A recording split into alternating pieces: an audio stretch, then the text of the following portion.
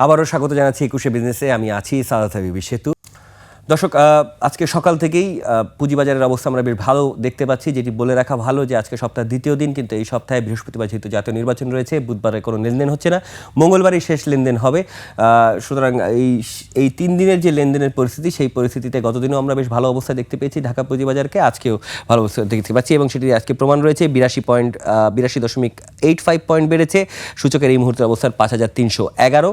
এবং যদি লেনদেনের কথা বলে থাকি, তাহলে আজকে শেয়ার বাজারের প্রতিষ্ঠান যেগুলো রয়েছে তাদের মধ্যে ৩৩৫টির দাম বেড়েছে, ৩৪টির দাম কমেছে, অপরিবর্তিত রয়েছে ২৮টি প্রতিষ্ঠানের শেয়ার বাজারের দাম। এবং আজকের মোট টার্নওভার বা সার্বিক লেনদেনের পরিস্থিতি সেটিও কিন্তু বেশ ভালো অবস্থানে রয়েছে। ৬৪৬,১৬,০০,০০০ টাকার লেনদেন আজকে ঢাকার পুঁজিবাজারগুলোতে আমরা বিভিন্ন প্রতিষ্ঠান যারা লেনদেনে রয়েছেন তারা আসলে করতে পেরেছেন। এবং এই বিষয়ে আমরা বিস্তারিত কথা বলবো DSC brokers association of Bangladesh DB এর প্রেসিডেন্ট সাইফুল ইসলামের সঙ্গে। আপনাকে স্বাগত জানাচ্ছি সাইফুল ইসলাম, আপনি নিশ্চয়ই আমাকে শুনতে পাচ্ছেন। শুরুতেই আপনার কাছে যেটি জানতে চাই সেটি হচ্ছে এই যে একটা ভালো মানে একটা অবস্থান দেখতে পাচ্ছি, এটি কি নির্বাচনের এক ধরনের কনফিডেন্সের কারণে দেখতে পাচ্ছি, নাকি একটা লম্বা ছুটিতে যাওয়ার আগে এক ধরনের লেনদেন করে যাওয়া সেটার কারণে দেখতে পাচ্ছি? না, এটা অবশ্যই আপনার নির্বাচনের একটা প্রতিফলন। আমরা তো অনেকদিন ধরে বলে আসছি যে এটা শুধু বাংলাদেশ না, আপনার যদি কালকে জাপান ইলেকশন হয়েছে, জাপানের সিচুয়েশন দেখেন, যে কোনো দেশেই একটা ইলেকশনের প্রি ইলেকশন বা পিরিয়ডে যেটা হয় সেটা হচ্ছে যে মার্কেটের একটা মোমেন্টাম আসে। এটা ইট ইজ বিকজ যে একটা স্টেবল গভর্নমেন্ট আসবে, they will have their long term plan. এই যে জিনিসটা আমাদের মার্কেটে আজকে অনেকদিন ধরে অ্যাবসেন্ট, সেটা আমরা যে দেখতে পাবো সেটা আমরা এক্সপেক্ট করেছিলাম। এবং ধরেন ইলেকশনের তো মাত্র আর ইফেক্টিভলি আর একদিন ট্রেডিং আছে, যে স্বাভাবিকভাবে আজকে যেটা হয়েছে that was very much expected. Okay, এই যে এক্সপেকটেশন আমরা দেখতে পাচ্ছি, আগামীকালও কি আমরা এরকম এক ধরনের অবস্থান দেখতে পারবো? মানে এখনকার মার্কেটের ট্রেন্ড কি হবে, বা এখন বড় যারা বিনিয়োগকারী রয়েছেন তারা কিভাবে চিন্তা করবেন, বা ছোট বিনিয়োগকারীরা কিভাবে চিন্তা করবেন, এখনকার মার্কেটের অবস্থা কেমন হবে? মার্কেট দুটা পর্যায়ে, একটা হচ্ছে আপনার প্রি ইলেকশন আর একটা পোস্ট ইলেকশন, রাইট? ইলেকশনের পরে আপনার কারা ক্ষমতায় আসবে তাদের উপর ডিপেন্ড করে আপনার মার্কেট মুভমেন্ট হবে। যদিও আমাদের ইশতেহার যদি আমরা দেখি, দুইটা বড় দল জামাত ইসলামী এবং বিএনপির দুইটার ম্যানিফেস্টোতে stock market is well covered. আমরা ধরে নিই যে ওনারা আসার পরে, এবং আপনারা জানেন যে ওনাদের সাথে আমাদের সিরিজ অফ মিটিং হয়েছে, এবং ওনারা কমিট করেছেন যে they will be very much involve in the stock market reform, reconstruction. আমরা যে পার্টি আসুক, আমরা আশা করি যে বাজারের অবস্থা, সার্বিক অবস্থাটা ভালো হবে। বাট ইন্ডেক্স অ্যান্ড বাজারের অবস্থা, মানে বাজার ডেভেলপমেন্ট আর টু ডিফারেন্ট থিংস।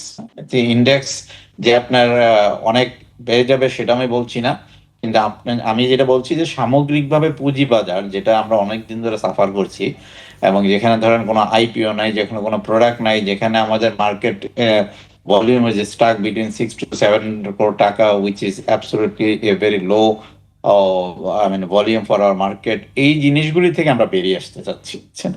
এবং সেখানে কোম্পানি পারফরমেন্সের উপরে ইন্ডেক্সটা 100% dependent on the company performance, right? Otherwise ধরেন একটা এক্সট্রাঅর্ডিনারি ওভার ইনফ্লেটেড মার্কেট হয়ে যায়। আমি দুইটা জিনিসের কথা বলছি আলাদাভাবে। একটা হচ্ছে যে বাজারে কনফিডেন্সটা ফিরে আসছে, এখানে আপনার ধরেন অনেক লো প্রাইস অ্যাট্রাকটিভ শেয়ার আছে, সেগুলি হয়তো একটা পর্যায়ে একটা রিজনেবল প্রাইসে গেলে ইন্ডেক্স পারবে। That's one is to. But the other issue is আমরা যে বেসিক ফান্ডামেন্টাল ইস্যুগুলি চাচ্ছি, সেগুলো হচ্ছে ওভারঅল রিস্ট্রাকচার, যেটা একটা পলিটিক্যাল কমিটমেন্ট ছাড়া সম্ভব হয়নি এবং হবেও না।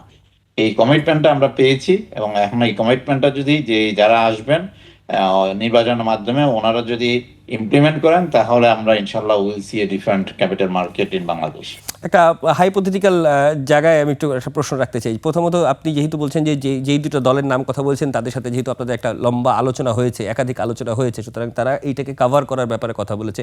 অন্তর্বর্তী সরকারও এসে বেশ কিছু সংস্কারের ব্যাপারে উদ্যোগী হয়েছিল। এই মুহূর্তে আমরা টার্ন ওভারে একটা সুন্দর অবস্থা মানে সুন্দর বলা ঠিক না, আমি বলছি যে অপেক্ষাকৃত সুন্দর অবস্থা আমরা দেখতে পাচ্ছি। তো এই যে প্রতিশ্রুতিগুলো এবং সরকারের উদ্যোগগুলো, সংস্কারের উদ্যোগগুলো একদম নির্বাচনের শেষে এসে শুরুতে, মানে নির্বাচনের কিছুক্ষণের মধ্যেই কিভাবে পর্যালোচনা করবেন সংস্কার, নির্বাচন এবং এই যে প্রতিশ্রুতি, এবং সেটার মধ্যে দিয়ে আমাদের শেয়ার বাজারকে ঘুরে দাঁড়ানোর যে অবস্থান, সেখানে কি পরিস্থিতি দেখছেন? আপনার আমাদের সংস্কার বলতে আমাদের তিনটা ল, মানে রুলস রেগুলেশন চেঞ্জ হয়েছে তিনটা মেইন সেগমেন্টে: আইপিও, মার্জিন লেন্ডিং, অ্যান্ড আপনার আরেকটা ছিল এমসি বা মিউচুয়াল ফান্ড ইন্ডাস্ট্রিতে, রাইট? এই তিনটা জিনিস আমাদের চেঞ্জ হয়েছে, কিন্তু ইন ট্রু সেন্স রিফর্ম কিন্তু আসলে কিছুই হয়নি। আপনি যদি দেখেন 15 মাস আগে আমরা যেখানে ছিলাম সেখানে আছি। এখন একটা আইপিও আসে নাই, একটা ডাইরেক্ট লিস্টিং হয় নাই, তো সেখানে আপনার বাজারে সাপ্লাই কনস্ট্রেন্ট যেটা ছিল সেটা কিন্তু রয়ে গেল। তো এখন আমরা যেটা আশা করছি যে নতুন গভর্নমেন্ট আসার পরে আমরা বারবার বলে আসছি যে বাজারে সাপ্লাই বাড়াতে হবে। কেন সাপ্লাই বাড়াতে হবে? প্রথম জিনিস হচ্ছে যে আপনার আমাদের এখানে ইনভেস্টেবল স্টক কম। এটা আমরা সবাই এখন অ্যাকসেপ্ট করে নিচ্ছি যে এই ইনভেস্টেবল স্টক বাজারে না এনে আমরা যদি শুধু বিনিয়োগকারীকে আনতে চাই তাহলে একটা আপনার আনপ্লেজেন্ট সিচুয়েশন ক্রিয়েট হবে, যেটা আগে আমাদের হয়েছে। তো আমরা চাচ্ছি যে it should be balance move, যেখানে আমার নতুন শেয়ার আসবে, গুড শেয়ার আসবে, কোয়ালিটি শেয়ার আসবে, লার্জ শেয়ার আসবে, and at the same time will bring investors, local, foreign, এবং also the existing share holders. কারণ এক্সিস্টিং শেয়ার হোল্ডার্স তো 90% শেয়ার হোল্ডার্স আর এট এ লস। জি। আপনি যদি দেখেন গত 10 বছরে যে 90% of the people who have invested in the stock markets have been carrying losses. এটা কোনো সন্দেহ নাই। তো এই জিনিসগুলিকে আমরা যদি ধরে রাখতে চাই, যে প্রথমে যে রিফর্মটা দরকার সেটা হচ্ছে বাজারে প্রোডাক্ট আনা, হ্যাঁ, বাজারে ইনভেস্টেবল প্রোডাক্টের নাম্বার অফ ইনভেস্টেবল প্রোডাক্টটা ইনক্রিজ করা। জি জি, ওভার জি টু ইউ। জি আমি আমি আমি বলছিলাম যে এই যে নাম্বার অফ প্রোডাক্ট আনার কথা বলছেন, সেই ক্ষেত্রে সরকারি যেগুলো লাভজনক প্রতিষ্ঠান রয়েছে বা যারা ভালো ব্যবসা করছে তাদেরকে মার্কেটে আনার ব্যাপারে, সেই আনার ব্যাপারে কি রাজনৈতিক দলগুলো আপনাদেরকে যে প্ল্যানগুলোর কথা বলছে সেই প্ল্যানগুলোকে কতটুকু ভিজিবল মনে করছেন, মানে কতগুলো যৌক্তিক মনে করছেন, তাদের প্রস্তাবগুলো ঠিক দেখছেন কিনা, মানে এইগুলো করার জন্য?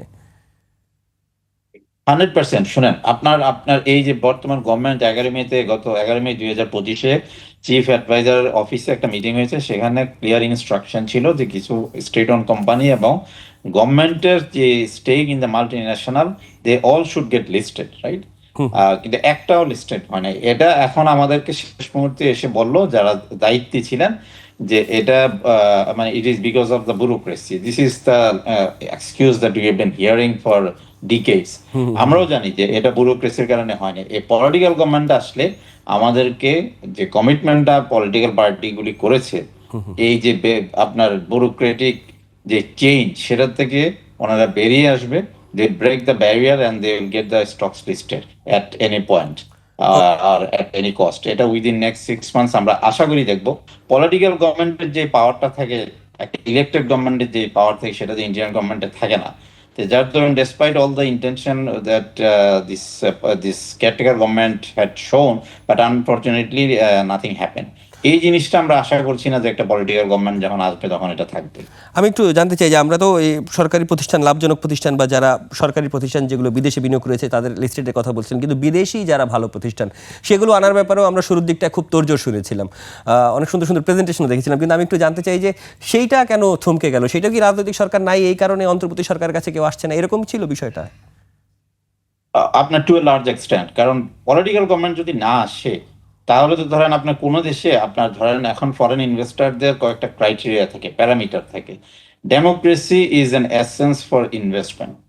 এটা it's a condition, it's a compliance issue now. যে দেশে নন ডেমোক্রেটিক কান্ট্রিতে আপনার কোনো ফরেন ইনভেস্টর ইনভেস্ট করে না, তো সেই জিনিসটাই আমরা দেখতে পেয়েছি। এখন পর্যন্ত আপনি যদি আমাকে জিজ্ঞেস করেন, I have seen tremendous interest of the foreign investors to invest in the portfolio আপনার investment and also in the FDI, but they would like to have a political government with clear-cut commitment for like say 5 years, 10 years. আমাদের সবচেয়ে বড় সমস্যাটা কি, foreign investment কেন আসে না? সেই জিনিসটা হচ্ছে যে ইনকনসিস্টেন্সি অফ দ্য পলিসিস। এবং এই জিনিসটাই আমরা চাচ্ছি, ফরেনাররা চাচ্ছে, ফরেন ইনভেস্টররা চাচ্ছে যে একটা পলিটিক্যাল গভর্নমেন্ট আসলে at least for 5 years will have consistent policies. এই জিনিস থেকে যদি আমরা না বেরিয়ে যেতে পারি তাহলে আমরা আসলে কোনোভাবেই ফরেন কেন, লোকাল ইনভেস্টমেন্ট করা ইম্পসিবল। জি, অসংখ্য ধন্যবাদ ডিবিএর প্রেসিডেন্ট সাইফুল ইসলাম আমাদের সঙ্গে সময় দেওয়ার জন্য। Thank you very much. আসসালামু আলাইকুম। আমরা কথা বলছিলাম ডিবিএ ব্রোকার্স অ্যাসোসিয়েশনের সভাপতি সাইফুল ইসলামের সঙ্গে। দর্শক, আমরা আমাদের 21শে বিজনেসের আরও আয়োজন রয়েছে, তবে তার আগে একটা দিচ্ছি ছোট্ট বিরতির।